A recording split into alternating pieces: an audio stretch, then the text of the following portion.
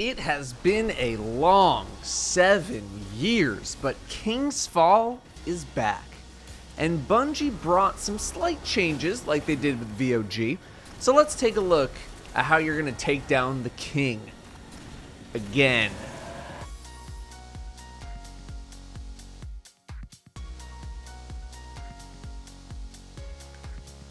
In a channel first, I'm doing the guide all in one video, and if this won't make you sick of the raid music, then nothing will.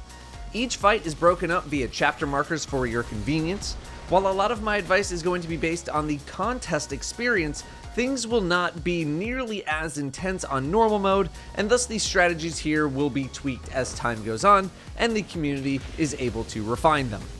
The opener requires 2 orbs to be dunked in each of the 6 statues.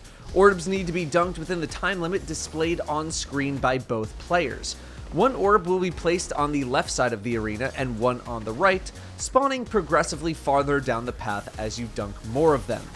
Set your team up in groups of 2 left, 2 middle, or 2 right. You can also do 3 left and 3 right, whichever one you would like. Player 1 will pick up the orb, and players 2 and maybe 3, depending on your setup, will clear the way by shooting the blights that generate the wall blocking your path. Run back to the middle of the arena and dunk. You gain a little bit of extra time per dunk. I don't believe you need to do it together. Repeat this process 6 times to gain access to King's Fall. The objective of the Totem encounter is to deposit Deathsinger's power into the center plate. It sounds simple enough until you realize all of the buff swapping and rotating that you're going to need to do. Team composition does not matter too much here, but you should focus on survivability more than anything, as there are going to be many times where you will be by yourself. This means basically solar anything is going to be really good here, but you could probably end up using any subclass and be totally fine. However, if you're struggling to stay alive, you're going to want to drift towards healing capabilities. When it comes to weapons though, you're going to want to make sure you have good enemy slaying weapons, as that is crucial to getting stacks of Deathsinger's power. I can easily suggest a machine gun for this encounter, as it'll basically take care of any enemy you point it at, plus they have rather large reserves. I would probably go with something that has a decent amount of range otherwise. Sidearms and SMGs tended to fall a bit short, and I much rather would have had an auto rifle or a pulse rifle. But a halfway decent machine gun will absolutely get the job done. There are no big boss targets here, although you will have somewhat beefy knights to kill, along with what will likely eventually become at level unstoppable ogres. Let's talk about the layout of the arena. It is made up of 3 rooms: the center room, where you start, and then left and right rooms. Left and right rooms have Annihilator totems in them, which is where you must stand on the plate underneath the totem to keep the totem calm. If no one stands under the totem while the fight is active, the totem will get the big mad, and if left alone for too long, will wipe the raid. There is also a buff that each side has access to called Brand of the Weaver and Brand of the Unraveler, but they both do the same thing. This buff is on a small plate before you enter the left and right side rooms. When you pick this up, you get an aura around you that shields you and anyone in the radius of it from the damage that is constantly being applied while you are in these left and right side rooms. This constant damage doesn't hit very hard and can actually be out-healed by certain things, but without any healing you will eventually die. This buff is also important because it is what allows you to build stacks of Deathsinger's power. Every time you kill an enemy, you get 1 stack, with orange bar enemies being worth 3. Orange bar enemies will appear every so often and can hurt pretty badly, but most of what you're going to get are Acolytes, Scions, and Thrall, with Thrall specifically coming from the middle.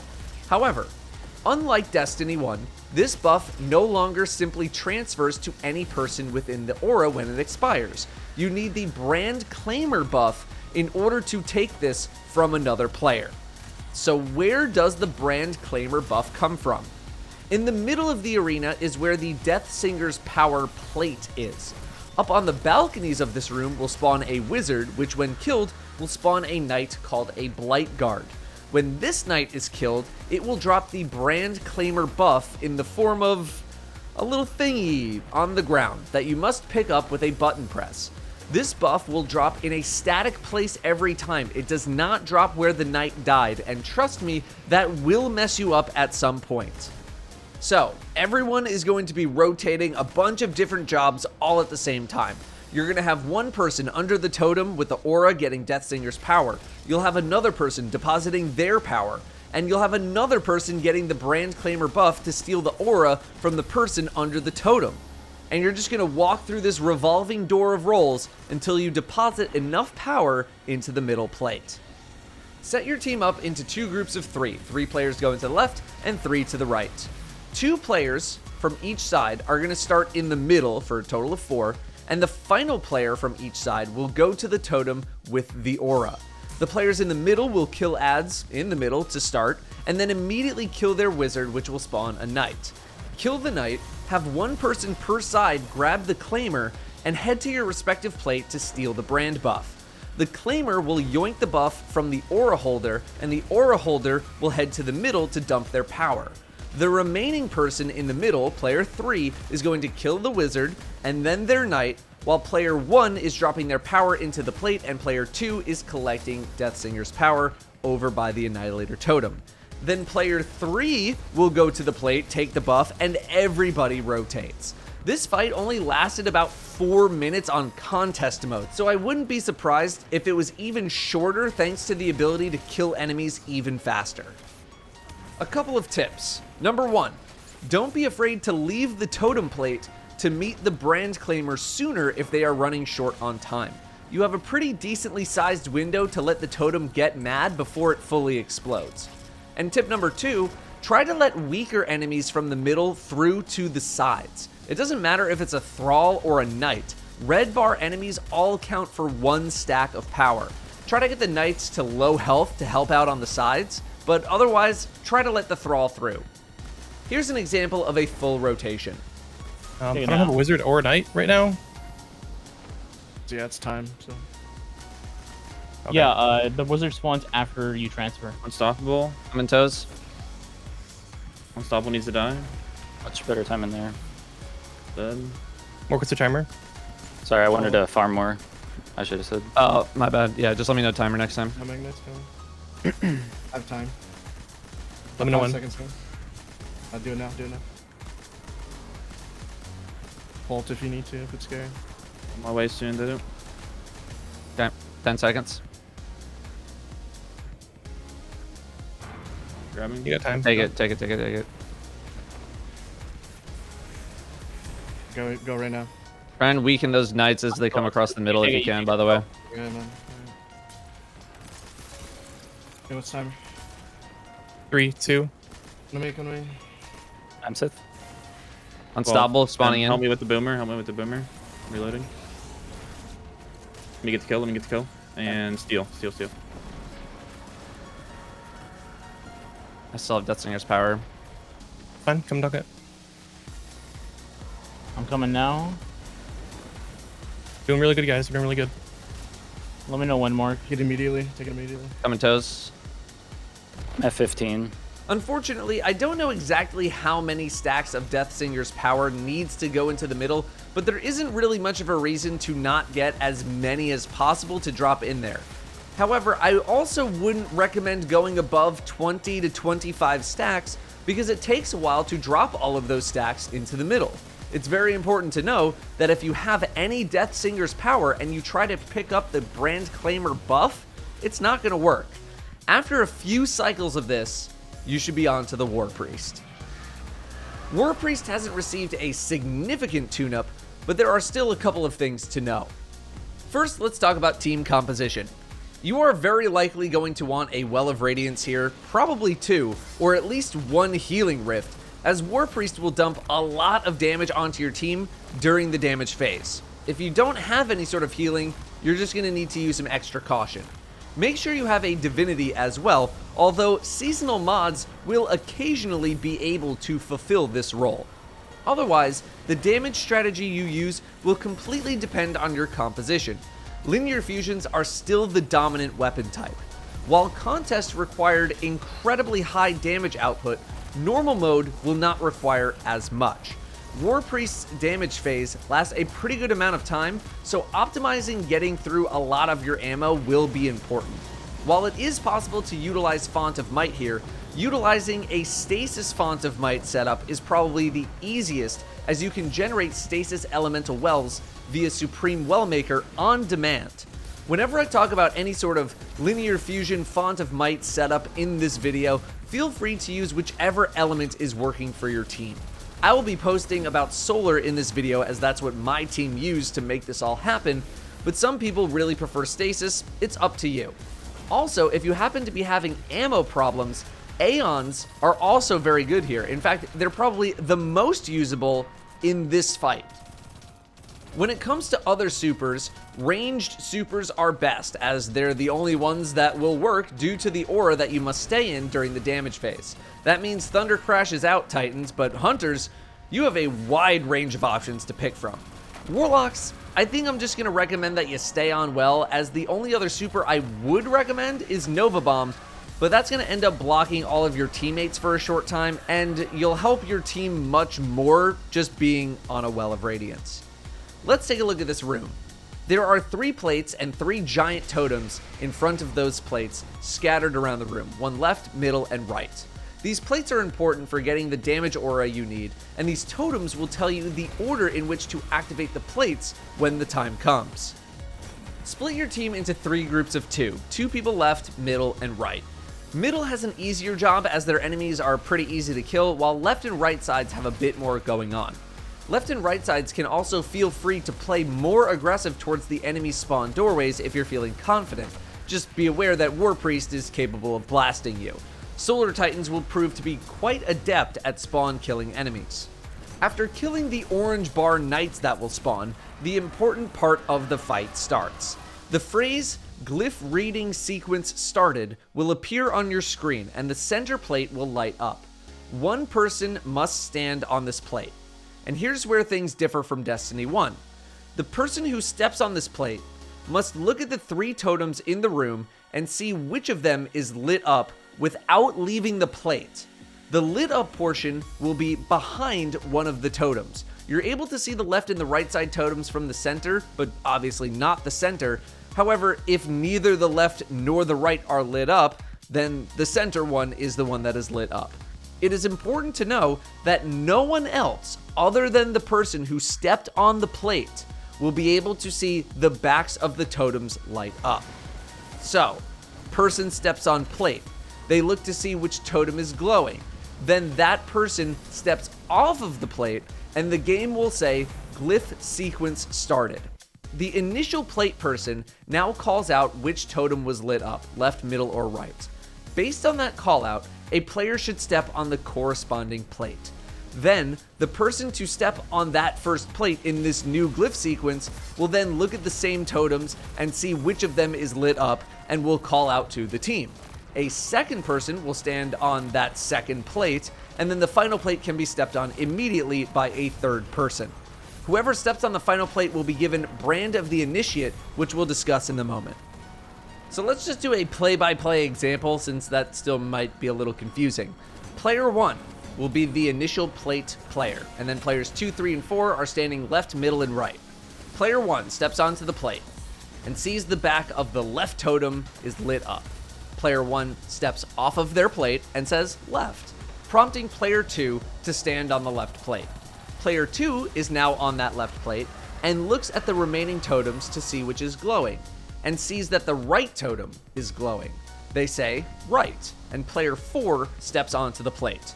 Player 3 is the final person, so they can just rush onto the middle plate to get Brand of the Initiate. When you get Brand of the Initiate for the first time, it will have a duration of 20 seconds, and it will have 3 stacks. This is where things again differ from Destiny 1.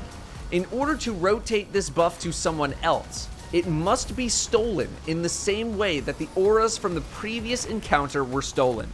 Blight Guards. A Blight Guard will spawn very shortly after getting the brand. It will spawn either left, middle, or right. It is the job of one player to go kill the Blight Guard, grab the Brand Claimer buff, and use it to steal Brand of the Initiate before the timer runs out on the Brand of the Initiate. If done successfully, the buff will be transferred, and it will be another player's job to kill the next Blight Guard to do the same thing. Except this time, instead of 20 seconds to do it, you only get 15. It is imperative that you are looking around the room and using your radar to find the Blight Guard. If it spawns middle or right, that's a bit more simple, but a left side spawn can completely ruin a run if you are not fast enough. My team had 2 dedicated players, trading and hunting. Player 1 would get the first buff. This could technically be anyone, as the first person with the brand doesn't really need to do anything, while player 2 hunts for the Blight Guard. Player 2 kills the guard and takes the buff from player 1. Player 1 now hunts for the guard and steals it back from player 2. At this point, there will only be 10 seconds left on the buff, but you can now also let the buff expire normally since there are no more guards to hunt down. Everyone else dealing damage must stay within the radius of the brand of the initiate buff, otherwise your shots will do no damage. Everyone else is also basically free to just button mash damage into the Warpriest for the duration of the damage phase, but be ready to help kill guards if needed. Let's take a look at a full phase from Contest. Normal mode, not going to be this intense. Double bricks on right again. Double bricks on right again. So here. It's in the wall. Okay. Try not to Wither Horde it more, because I think that takes the finisher. Yeah, right. I have like 3 more bricks. So. All right. Toast time. Right side. Left side. Mid. Somebody well. I don't have it.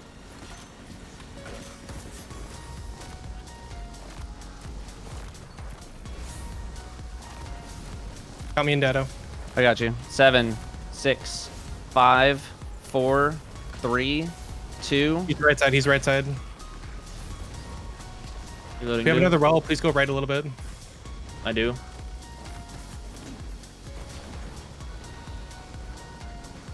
Keep shifting right. Keep Got shifting it. right. I got it. Got it. Grab DPS. Oh, got it. Okay, I like I'll forgot. count you in. Count you in. 5, 4, 3, 2, 1. Move. Is reloading? I don't think you need to move until the brand runs out. Actually. Move. Sneak. Move. Sneak. I got it. Holy Brother. cow, you're alive. When the damage phase ends, everyone must hide in the shadow directly behind a totem. Warpriest will do a giant AoE attack that is more or less instant death if you're not hiding. This will influence where you end up dealing damage. My team ended up damaging from the middle every time and ran to a totem at the last second in order to hide. Make sure you give yourself enough time to get to that left side totem. Also, Warpriest will eventually switch to taken enemies as you get later in the encounter, but not much will really change here in terms of your game plan.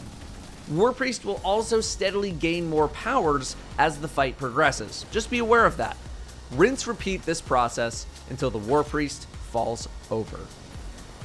Moving on to Golgoroth. The goal of this fight is to taunt Golgoroth back and forth, allowing the rest of your team to deal damage to him while standing in very specific locations. Team composition here should focus on cranking out damage and AoE damage alike. Gone are the cursed thrall in the damage pit, replaced with waves and waves and waves of thrall, with occasionally spawning knights as well. This makes survivability very important, meaning Solar Titans with sunspots are going to be miracle workers here, simply burning everything to death. Hunters with Caliban's Hand might not be too shabby either. Warlocks, I'm sorry, but Well of Radiance continues to be really good here. One of the most optimized setups I imagine you could do as of the release of this raid is the Cataclysmic Linear Fusion with everyone on Font of Might and Titans or Hunters creating tons and tons of solar elemental wells. Warlocks might not even technically need well with all of the radiance that's going to be generated, but you'd want to be solar for Font of Might, and let's face it, you're not going to use Dawnblade here. And again, bring Divinity or a seasonal artifact mod equivalent. At the start of this fight will be many enemies spawning in on both sides of the room. Thrall, Acolytes, some Wizards, some Knights. They're going to be spawning from literally everywhere, but mainly the left and right sides of the room. Solar Titans, this is your time to shine, as you can clog doorways with sunspots and basically prevent anything from even coming out of the door. And we were doing this on contest mode. Hunters with Calibans can likely replicate this experience to a degree. Witherhoard spam is a fine replacement if you're lacking on both Titans and Hunters. Once things start to calm down and you run out of things to kill, it's time for the actual fight to start. Split your team into 2 groups, the Taunters, of which you'll need 2, and the Damage Dealers, the remaining 4. Golgoroth has a big open spot on his back. If you put enough damage into this spot, you will get his attention for 20 seconds, and he will fire darts at you that hurt pretty badly. You need to shoot these. After this 20 seconds is over, if he has not been shot by someone else in his back, you will lose his focus and he'll go back to eye-beaming everyone in the raid. It is the goal of the 2 Taunters to keep his attention for as long as possible so that everyone else can deal damage. In Destiny 2, you require a significant amount of damage to get Golgoroth's attention from the spot on his back. A shot from Arbalest was enough to get it, but a 140 RPM sniper took multiple shots to do so. A primary weapon is not going to cut it. However, you can't just deal damage to Golgoroth any way you want. You must be standing in a pool of reclaimed light in order to damage Golgoroth, at least in a significant way. This buff comes from shooting down a goop orb that's on the ceiling. Ideally, you're timing the destruction of this goop orb with the timing of the taunt. Both should happen at the same time to maximize damage. Unlike Destiny 1, there is only 1 orb available at a time as opposed to all 6 being active, which is actually a benefit because it means you can't shoot the wrong orb. There's only 1 to shoot. One by one, these orbs will spawn in during the damage phase as long as you are successful in taunting Golgoroth back and forth. Also note that these orbs regenerate their health if they are not shot at for a short time. So now let's combine the 2. Damage dealers will get the first orb close to low HP, the taunter hits Golgoroth in the back to get his attention, and then the damage dealers knock down the orb to create the pool. The taunter then rotates their position so that the damage dealers are able to see Golgoroth's crit spot, which is in the middle of his body on his front side. As you can see in this clip, I get Golgoroth's attention from the middle of the room, and then I move so that Golgoroth continues to look at me and my team can shoot him in the stomach. When the first taunter's timer is about to run out, the other taunter should shoot Golgoroth in the back to get his attention. If you're a super pro, you'll knock down the goop orb right before you get Golgoroth's attention so that the damage team doesn't need to waste time doing it themselves. But don't worry if you can't make this happen, the damage team can handle it. The second taunter will then rotate Golgoroth so that the crit is showing to the damage team in this new pool. The first taunter will get into position to take the taunt, and you'll simply trade Golgoroth back and forth while knocking down the orbs to generate pools. Meanwhile, the damage team will be absolutely pouring as much damage into Golgoroth as possible while surviving the onslaught of Thrall and Knights. That is it. Whatever you can do to stay alive, you do it. Solar Titans, Solar Hunters, go to town. Warlocks, get those wells and rifts coordinated. If you really need someone dedicated specifically to ad clear, feel free to bring a Trinity Ghoul along for the ride, maybe an Agar Scepter, something like that.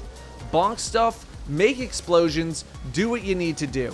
Be sure to listen to your taunters in case they need help knocking down the goop orb so that you can actually deal damage. Oh, well, there is one more thing. Unstable Light. Unstable Light is a debuff randomly placed only on people in the damage pit. It should not go on taunters. After a few seconds, you will explode. It deals no damage to the people with the actual debuff, but it will deal lethal damage to any friendly targets nearby. Players should be on the lookout for this debuff as it can wipe out half of your team in an instant. You can stand in almost any location you want, as long as it's far away from your team. A lot of people opt for standing directly underneath Golgoroth, which is fine most of the time. If at any point you are not able to taunt Golgoroth, or if you run out of damage orbs to shoot, everyone should get clear of the pit, as Golgoroth will slam, and there's also just no cover to hide behind. The Tablet of Ruin returns from Destiny 1 as well, and any unused orbs from a damage cycle will be added to the Tablet of Ruin. Having the Tablet of Ruin max out means a team wipe. After a full cycle or a failed taunt, this process starts over again. When Golgoroth reaches around 35% HP, you will instead get Taken enemies instead of Hive, including Taken Phalanx, so just be ready for the switch. Let's take a look at a cycle to see how it all flows together. Should hopefully clear up any confusion that you might have about the fight. Dude, no, he's not looking. Balls You guys should be over on this side so Semi can get it. But Semi, you got to be close on this side too so they can be ready to DPS. What? To be Get as close to closer this left. spot where you need to stand as possible. Why don't you just ignore ball, ignore ball. Oh. Go. All right, look at Div. Shoot, you guys. Remember the numbers. Give me a sec. All right, what is it? Go. Div is on now. Yeah, it works. Timer, timer, timer. 5, 4, 3, 2, 1. Next, next, next. I got well. A solar well's coming? There's a knight. Watch out. I lost my 10 hammer. seconds. There's a 5, vision. 4, That's me. It's me. 3, I got it. 2. Dropping next ball. Healing nade. Good. Keep checking Please on get these stable. wells, get these wells. Timer. Stable, guys. 6, Healing rift is 5. down. 4, 3, 2. Datto. You guys just call if you need help. I can help walls down. 12, 11, There's no 10, ball. Okay. 9, 8, 7, I'm on knight duty. 6, 5, 4, 3, 2. I'm just running away in this corner. Healing nade at our feet. Healing nade at our feet. Timer. 7, 5, 4, 3. Stable. Got it. Taken. Have to Taken. kind of keep him over here. That's good damage.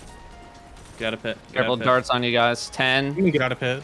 9, 8, Oh, I was Why? in stable light. I was in stable light. Sorry. 5, 4, 3, 2, 1. Get out. Let's go. Moving to the Daughters encounter, this fight has gotten a tune-up in that multiple people now need to do the platforming part. Instead of one person per damage phase, it is now 3, but instead of 3 people needed to stand on plates, it's now 2. If none of that made sense to you, that's okay, we're going to break it all down. Team composition should focus on boss damage, with 1 or 2 players focused on ad clear. Again, linear fusions are working fantastically along with Div, but as of this video, apparently Wardcliff Coil is also working on these bosses and is making very short work of them, unknown if that is intended or not.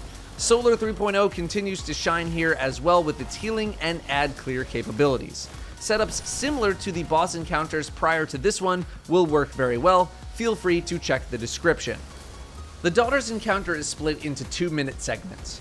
By the end of the 2-minute segment, in order to stay alive, you need a brand aura buff, as this will make you and anyone in the radius of the aura immune to the wipe attack that one of the Daughters will do. In order to get this aura, you need to collect 3 pieces of the Blight Guard, with the final piece giving the item needed to steal the aura from one of the Daughters, specifically the one that is not on fire. So how do you get pieces of the Blight Guard? Before we talk about that, let's break down the arena that you're going to be fighting in. It is split into 4 sections: front left, front right, back left, back right. You can call them whatever you want, L2, R2, L1, whatever, but my team calls front closer to Oryx and back closer to the rally flag. Each of these 4 sections has a giant plate to stand on.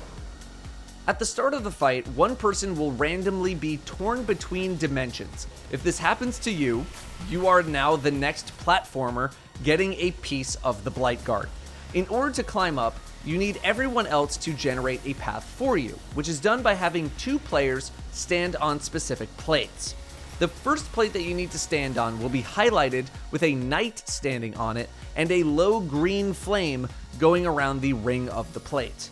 Stepping on this plate will reveal to the person on the plate the location of the piece of the Blight Guard, which will be above one of the 3 other plates. So if you start on back left and the Blight Guard piece is above the front right plate, you would send another player to the front right plate to stand on it. The person torn between dimensions always goes to the starting plate, the plate with the green ring and the knight. The torn player will then platform their way up to the piece. If this is the first or second piece, you just need to touch it, but the third piece needs to be picked up with a button press. After the piece is collected, all players should get off their plates immediately to help out with adds and to get ready for the next plates, as a new player will become torn very shortly. Repeat this process 2 more times. Important to know about the plates is that once you are on a plate, you should not get off of it, as getting off of a plate while the platforms are generated for the torn player will cause those platforms to disappear. Meanwhile, all other players are on crowd-controlled duty.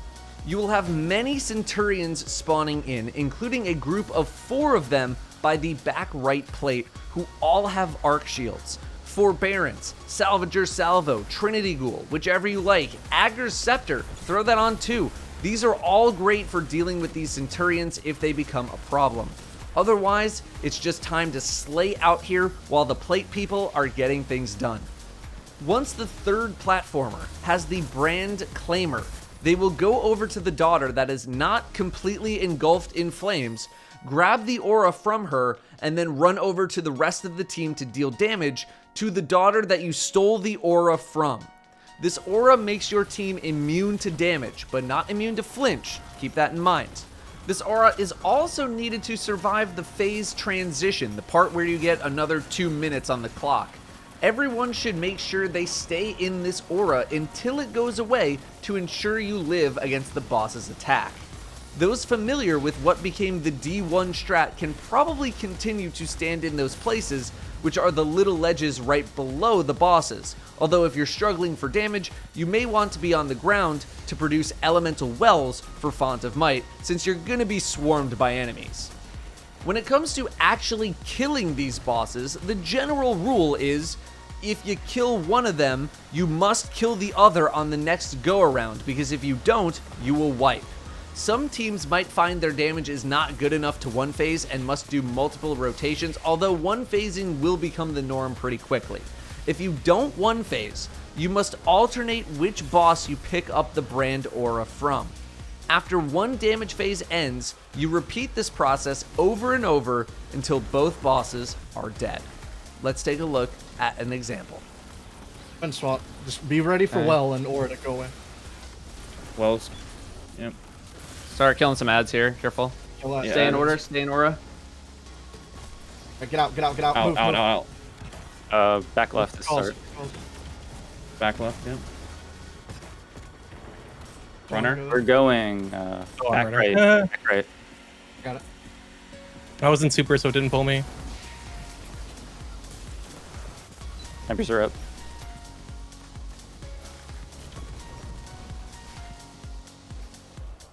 Grab. And we have it. Everyone off. It's me. If there's a yellow bar to finish, let me know. Back I left, haven't seen Brendan. one yet. Back left. Back left. And we're going front right. Front right. Sammy, you got Somebody's it? got it. Yeah, I'm already here, dude. I made Good. special back right. Snipes up. Careful. I don't think the snipes will try and snipe you. I got across. it next. I got it next.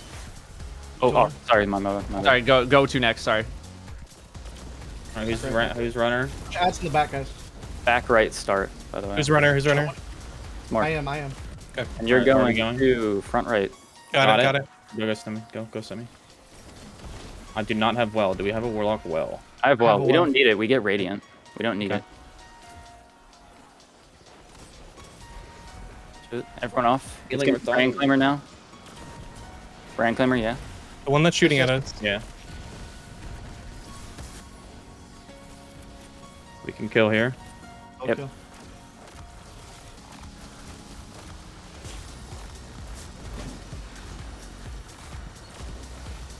And nothing. Dead. Easy. Alright. And farm ammo. Adds. Sure to stay Stay in in the aura. circle. I have Stay in circle. Yep. We have 20 seconds to kill, so just chill. Finally, we get to Oryx, who is mostly the same, save for a couple of things. Team composition should be boss damage focused again. The same setup that you've been using for the whole raid is probably going to work here again, although solar elemental wells are a little more tricky on occasion because of despawning enemies. Divinity, Well of Radiance, Solar all continued to absolutely crush here. Yes, Oryx is now damageable by actual weapons this time around. The Oryx encounter pulls from the encounter before it, much like it did in D1. Instead of one runner, you will have 3 collecting pieces of the Blight Guard. The Ogres, Light Eater Knights, the Vessel of Oryx, all that stuff remains and pretty much works as it did in Destiny 1. So let's break the whole thing down. The fight will start with some enemies spawning in. The Knights on the plates, some Thrall, etc., but it really starts when Oryx starts moving. He'll randomly pick a plate to slam his fist onto, which is going to be plate 1 with that green fire on it, like we just had with the Daughters. This mechanic is the exact same. Random people getting torn, needing to guide them to the piece.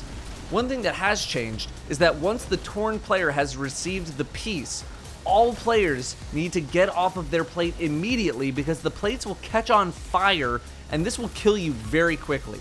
Plates will also catch on fire if stepped on incorrectly or too early. While that's happening, you're going to have ogres spawning 1 per section, spawning counterclockwise from where the initial one spawns.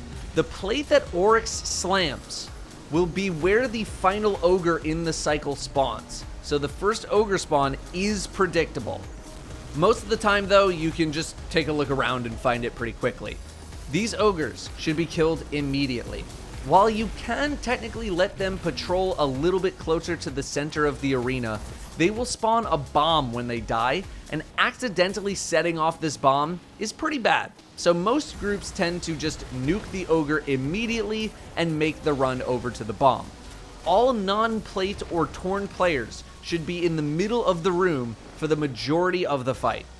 As you kill ogres, Light Eater Knights will be spawning in the 4 corners of the arena and will run to the opposite side of where they spawned to try to eat the bomb that the ogre dropped. These knights should die even faster as you want as many bombs as possible for Oryx. It's okay to take some extra time before sending the second runner onto their plates and platforms. The ogres and Light Eater Knights are very important to the fight and they only spawn once per cycle. Take a moment to settle and make sure all of these targets are dead before moving on, as the game gives you a good amount of time to do all of the things that you need to do. After the second piece is collected, the Vessel of Oryx will spawn at the front of the room and eventually will wander towards the middle. The vessel has the aura of immortality that must be stolen with the brand claimer, aka the 3rd Blight Guard piece. The vessel doesn't really appear to do much, but will eventually seek to eat the bombs, especially after his shield is stolen. So after the shield is stolen by the brand claimer, kill the vessel immediately. The brand claimer will now have the aura of immortality. Then, it's time to get ready for the bombs. After a while, Oryx will eventually slam his fist onto the plate in front of him again and call upon the darkness to kill all of you. You need to explode the bombs by standing in them for a brief time until your name appears in the feed in the bottom left of your screen, and then run back into the aura of immortality. Assign players bombs ahead of time by designating a zone per player. Again, front left, front right, L1, L2, whatever you want to call it, etc. The aura of immortality will save you from the explosion of the bombs, but will not save you if Oryx manages to get his attack off. As for the timing of detonating the bombs, when you should do it, players should be either standing next to their bombs as Oryx slams his fist, or should be basically sprinting to them as his fist is coming down to hit the plate. When the message, Oryx calls upon the darkness, pops onto the screen, give a very quick countdown and have all players step into their bombs to blow them up at the same time and then run back into the aura. If done correctly, you will get a very long damage window to attack Oryx, so unleash hell. He does not become vulnerable until the bombs explode and his attack is stopped. When his chest closes back up, he will go back to the front of the room, and one of 2 things will happen.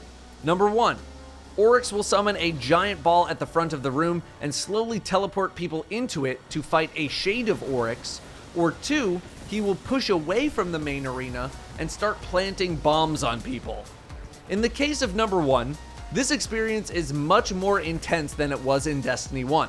The arena is smaller and he teleports way more and is much harder to find. The goal remains the same though. Kill the Shade of Oryx as fast as possible. Too slow, and you wipe. In the case of number 2, this experience is more or less the same as Destiny 1.